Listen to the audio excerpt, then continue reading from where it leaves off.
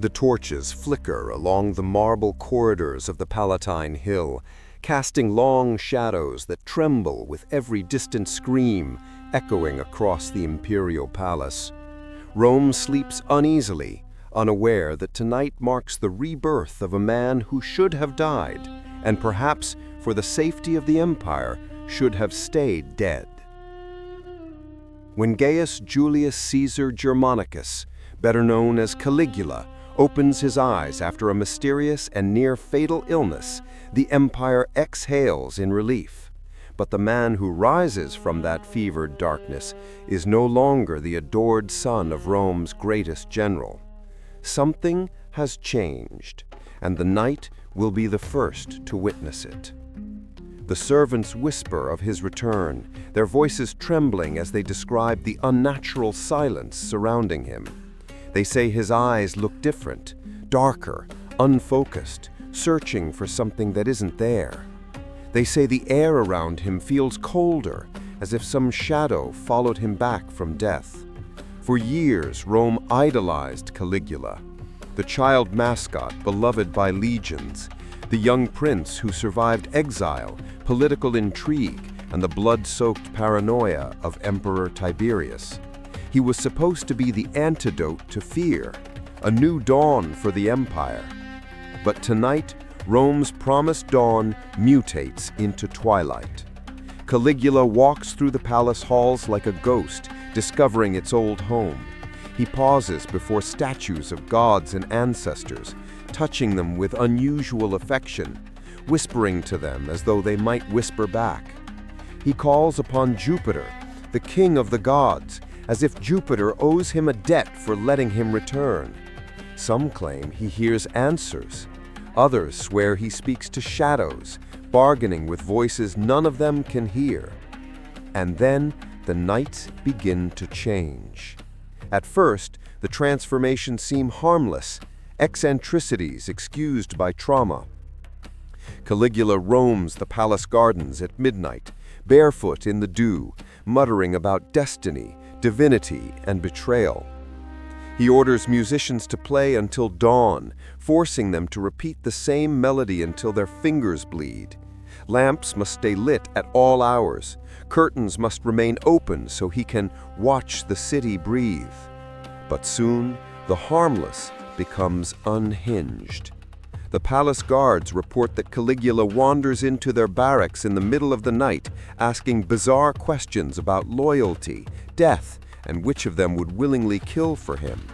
Other nights he summons senators from their beds simply to watch them tremble before dismissing them without explanation. These nocturnal intrusions grow longer, darker, stranger, and every night Rome's hope erodes a little more. The turning point comes during a lavish midnight feast meant to celebrate his recovery. What should have been a joyful gathering becomes a theater of unease. Caligula arrives hours late wearing a cloak of shimmering purple, the sacred color reserved for gods, not men. As he takes his seat, he gazes around the candlelit hall with a chilling smile, as if he sees through everyone present. He lifts his cup and says softly, "I have returned from death, and what returns from death is no longer bound by mortal law." No one laughs, not even out of politeness. The night grows heavier. Servants avert their eyes. Senators swallow fear like poison. And Caligula, enjoying every twitch of discomfort, begins to push further. He demands stories, personal ones, humiliating ones, from guests who have no choice but to obey. He forces a general to reenact his battlefield failures for entertainment. He orders a poet to improvise verses praising his divine nature. He mocks a senator's stutter until the man nearly collapses in shame. This is not politics. This is domination. It is during this feast, in the suffocating silence after another cruel outburst, that Rome witnesses the first glimpse of the emperor he is becoming. A man obsessed not with power, but with the suffering power produces. When the moon sets, the guests flee the palace like survivors escaping a disaster. None of them sleep, and all of them understand one truth. Rome has lost its emperor and gained something far more dangerous. Behind the palace walls, Caligula returns to the quiet of his chambers. He kneels before a mirror, whispering to his own reflection as though speaking to a god, perhaps believing he has become one. And as the night fades into dawn, the empire takes its first step toward collapse, guided by a ruler whose darkest self awakens only when the world sleeps. Night falls again over Rome, but this time the city braces for it. By now, whispers spread faster than torches can burn. The people talk about Caligula's late-night wanderings, his sudden bursts of laughter echoing through empty courtyards, the erratic orders delivered only after sundown. But none of them know the extent of what the palace guards endure, the ones forced to witness how the darkness transforms their emperor into something else. Every night, Caligula becomes a different creature, and tonight, his descent deepens. It begins with a simple command: wake them, all of them. Senators, generals, foreign envoys, men who rule provinces and command armies, are dragged from sleep and marched into the grand hall, still in their nightclothes, eyes heavy with dread. They know better than to question the summons. Caligula enters last, draped in gold, illuminated only by a ring of oil lamps that make his shadow stretch unnaturally tall across the walls. He circles them slowly, like a predator inspecting its prey. Why should I sleep when Rome dreams of betraying me? Nobody answers. Nobody breathes too loudly. He stops behind a senator, an elderly man beloved for decades of loyal service, and gently places a hand on his shoulder. The touch looks affectionate, until Caligula's fingers tighten, digging into bone. "Do you fear me?" he whispers. When the old man nods, trembling, Caligula laughs, not a normal laugh, but a fractured, high-pitched cackle, as though the concept of fear itself amuses him. "Good," he says. "Fear is the only truth left in Rome." This becomes the pattern. Every night, humiliation disguised as entertainment.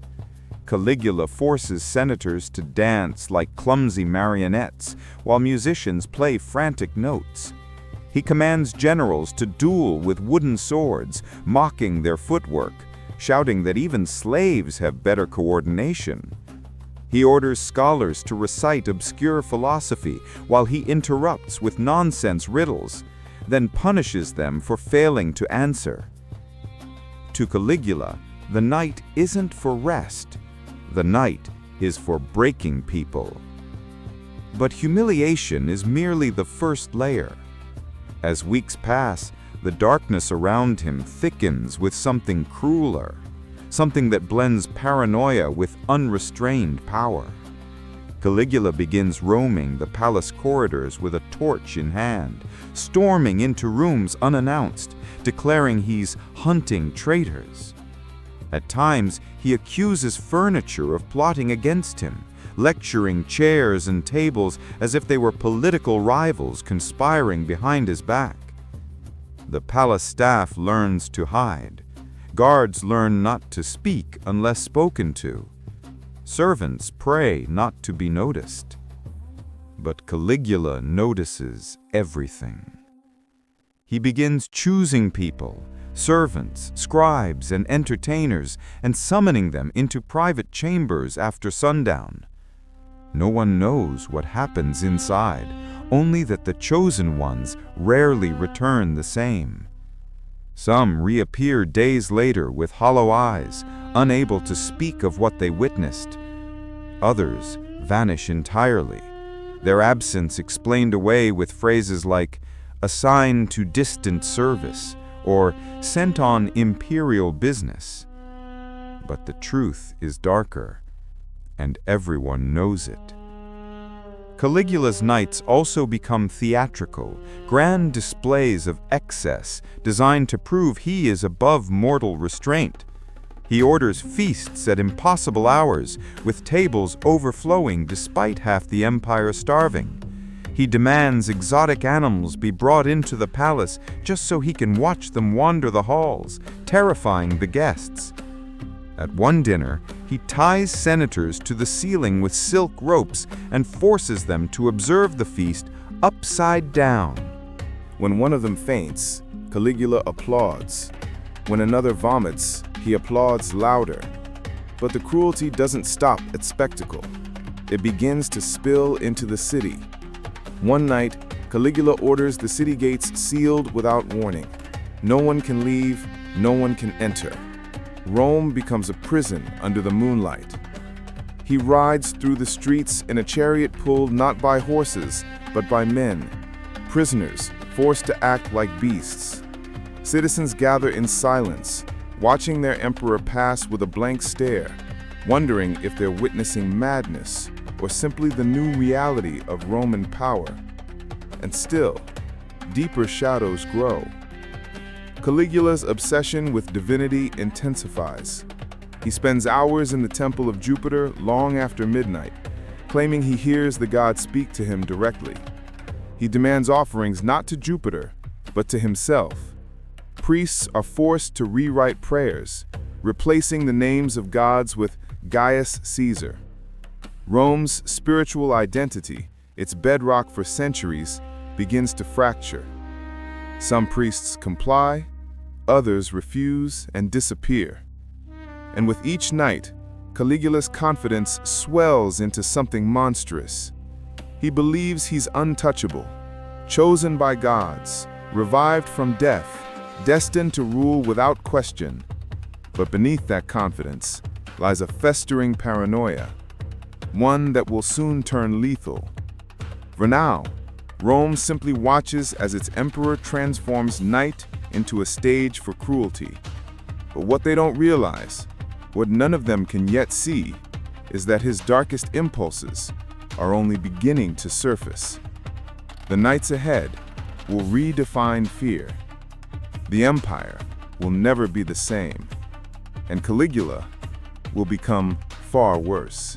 The nights grow hotter in Rome, not because of the summer winds, but because of the fever spreading from the palace itself.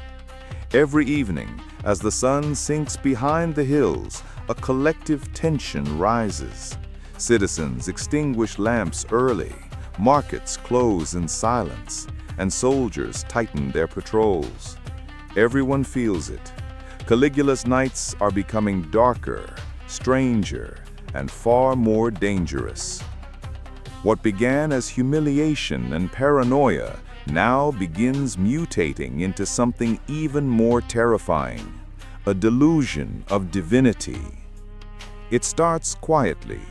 One midnight, Caligula summons the high priests to a private gathering inside the temple of Jupiter.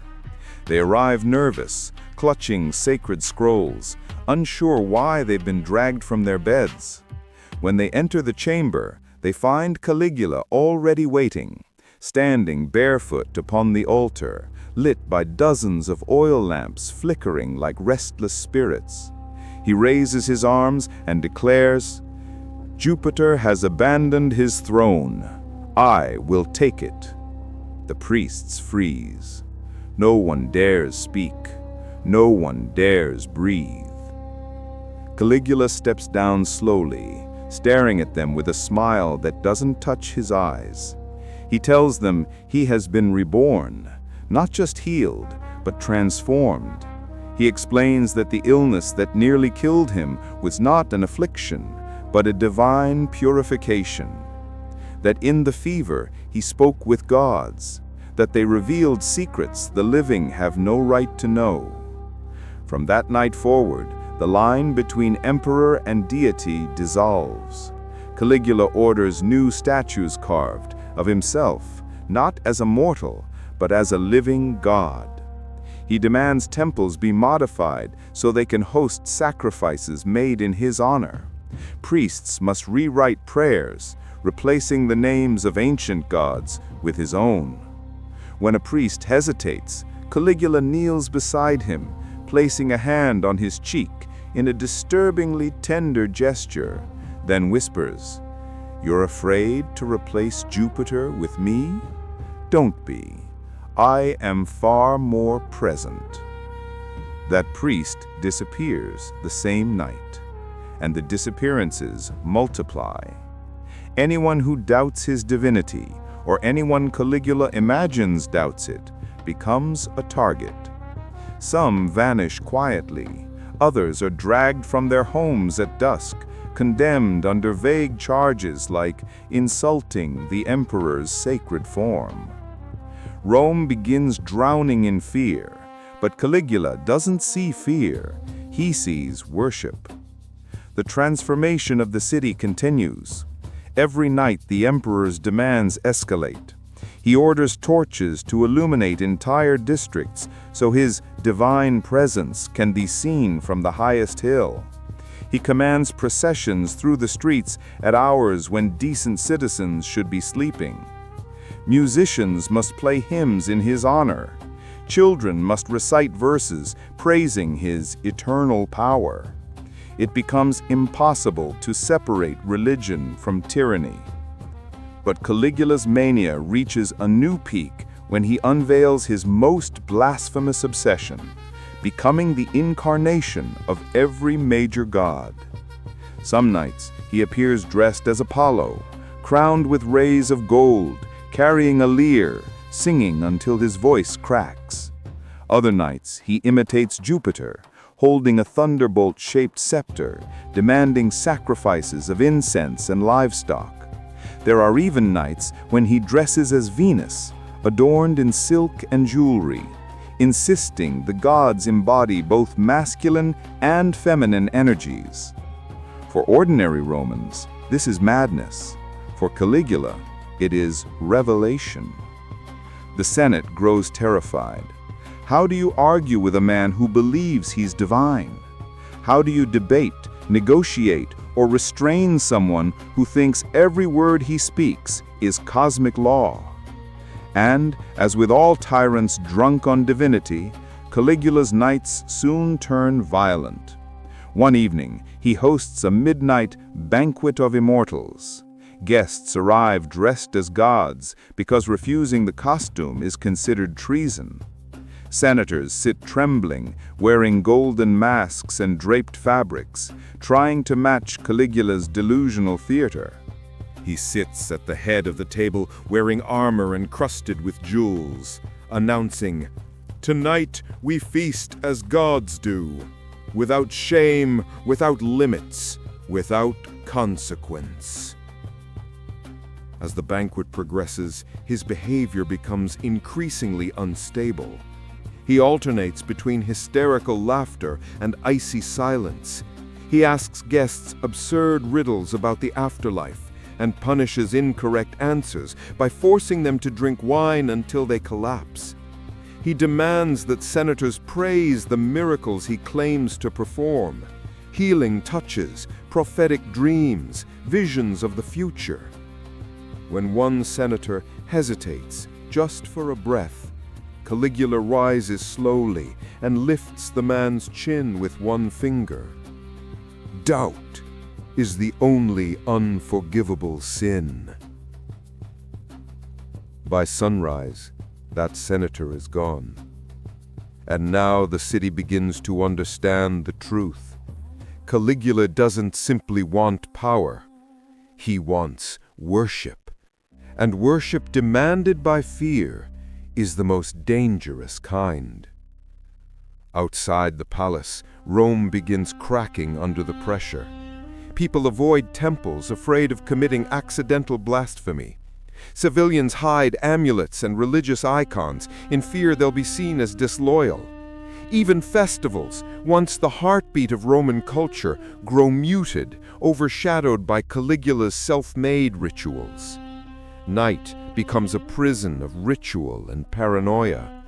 And Caligula, now fully convinced of his divine transformation, prepares to unleash even darker acts upon the empire, acts born not from cruelty alone, but from the certainty that gods answer to no one. What Rome does not yet know is this: divine madness is only the beginning. The nights ahead will shake the empire's foundations, and blood will follow. Rome has now learned to fear the night. Not because of thieves in the alleyways, nor because of unrest in the streets, but because the darkness belongs to Caligula alone. And every time the sun sets, the emperor's paranoia sharpens into something colder, more deliberate, and far more dangerous. By this point, Caligula no longer sees people as citizens, allies, or even enemies. He sees them as pieces, objects to move, test, discard, or destroy in the complex theater of fear he is building. And the nights become his stage. It begins with the army. The emperor who turns soldiers into pawns. Roman soldiers once saw Caligula as a symbol of hope, the son of Germanicus, the boy who marched with legions, the future leader destined to restore honor to the empire. But those memories fade quickly when Caligula starts summoning military commanders to the palace after midnight. They arrive armored, disciplined, but trembling. Caligula forces them to stand for hours while he lectures them about loyalty, suspicion, and cosmic purpose. He demands they swear new oaths, not to Rome, not to the Senate, not to the gods, but to him personally, and to whatever divine form he chooses to embody that night. Those who hesitate are reassigned to remote borders. Those who question him simply disappear. And then he turns his attention to the Praetorian Guard, the elite soldiers sworn to protect the emperor. Caligula begins testing their loyalty in increasingly disturbing ways. He issues contradictory orders to see who reacts correctly. He punishes guards for completing tasks too quickly, claiming it makes them look ambitious. He punishes others for acting too slowly, claiming it proves they're plotting. Living near Caligula becomes a trap with no right answer. And resentment begins brewing behind the helmets of Rome's most dangerous men.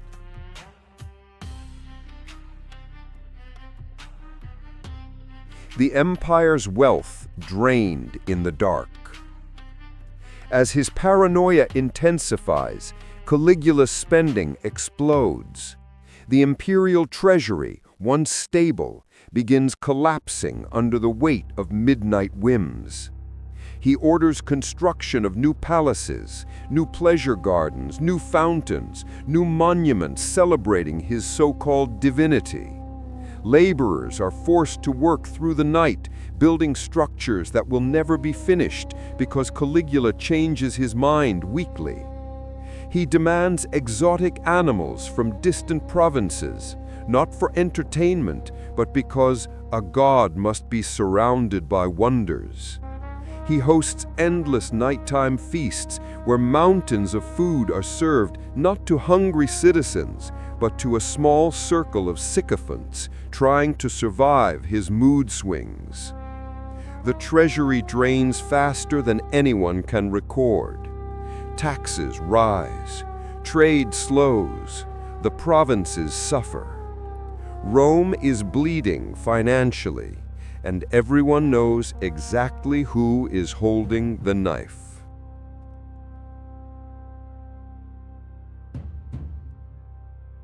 The night Caligula turned his wrath on Rome's elite.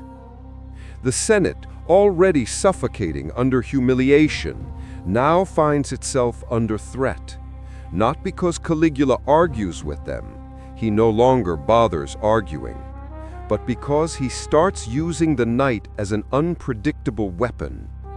He calls midnight meetings without warning, then arrives hours late just to watch senators tremble. He reads accusations written by no one. He asks impossible questions. He forces senators to defend themselves against crimes that don't exist. Every night becomes a test of endurance. Every dawn becomes a relief that they survived. But then comes the night that changes everything. A respected senator, wealthy, influential, admired, receives a summons after dark. He appears before Caligula wearing his formal robes, trying to remain calm. The emperor studies him silently, circling him as though evaluating livestock. Then Caligula smiles. A slow, chilling, deliberate smile. He accuses the senator of plotting against him, without evidence, without witnesses, without logic. The man protests, swears loyalty, begs for understanding, but Caligula is unmoved. He simply says, "If Rome loves you, then Rome will suffer with you." What follows is swift, cold, and unmistakable. Caligula has crossed a line no emperor should ever cross. The message travels through Rome like a plague. No one with influence is safe anymore. And the elite begin considering what they once swore was unthinkable. The emperor who demanded the impossible. Caligula's knights continue spiraling. He commands engineers to build entirely unrealistic projects, bridges over open sea, floating palaces, structures so expensive and impractical that even Rome's finest minds cannot justify them. He punishes anyone who questions feasibility. He demands explanations from architects who cannot give them. He threatens financiers for betraying his brilliance. The empire's infrastructure bends under the weight of absurd fantasy. Meanwhile, Caligula openly mocks senators in public, steals their wives for nighttime gatherings, seizes their property to fund his nocturnal theatrics, and demands they applaud every irrational act. Rome's political structure, once solid as marble, begins to crack. A city at its breaking point. Night after night, the rituals repeat. Humiliation, chaos, fear, spending, accusations, punishments, the disappearance of anyone who resists. Citizens whisper behind closed doors, terrified of being overheard. Senators plan excuses to avoid Caligula's midnight summons. Generals wonder how long their emperor's madness can continue before the provinces revolt. And the Praetorian Guard, the men closest to Caligula, grow colder, quieter, more watchful. Everyone senses the same truth. Rome is approaching a point of no return, and Caligula's knights, once strange, are now openly self-destructive. The empire can withstand war. It can withstand famine. It can withstand political tension, but it cannot withstand an emperor who treats the darkness as a personal weapon and uses it to tear apart the very foundations that hold Rome together. And as the nights deepen, betrayal begins to take root, not among Rome's enemies, but inside the palace itself. Inside the very walls Caligula believes are protecting him. Night settles over Rome with a heaviness it has never known before. The city is quiet, too quiet. Markets close early. Taverns lock their doors. Patrols speak in whispers. Everyone feels it. Caligula's reign has shifted from terror to inevitability. For months, Rome has endured his midnight humiliations, his divine delusions, his crushing financial chaos, and his cruelty disguised as spectacle. But tonight, something different hangs in the air. A tension so thick it suffocates even the bravest soldiers. Because the palace isn't just dangerous anymore, it feels doomed. The emperor who no longer feared consequences. By now, Caligula has stopped pretending to govern. He drifts through the palace wrapped in silks and jewels, depending on the hour or the hallucination he believes himself to be. Some nights he calls himself Jupiter, others Mars, others a god beyond any name Rome has known. His demands grow erratic. His punishments become random. His paranoia deepens into something unrecognizable. He accuses walls of whispering conspiracies. He shouts at statues as though they're mocking him. He dismisses reality entirely when it doesn't bend to his will. And worst of all, he no longer fears the Senate, or the people, or even the Praetorian Guard. His supposed immortality binds him, but the men around him are no longer blinded. The breaking point. Rome reaches its limit the night Caligula announces a new project, one so absurd it sends shockwaves through the empire. He declares he will move the capital of Rome to his own palace. He orders senators to live inside the palace grounds, sleeping on floors if necessary, so they can serve him as celestial attendants. He demands children be taken from noble families to be raised as divine messengers.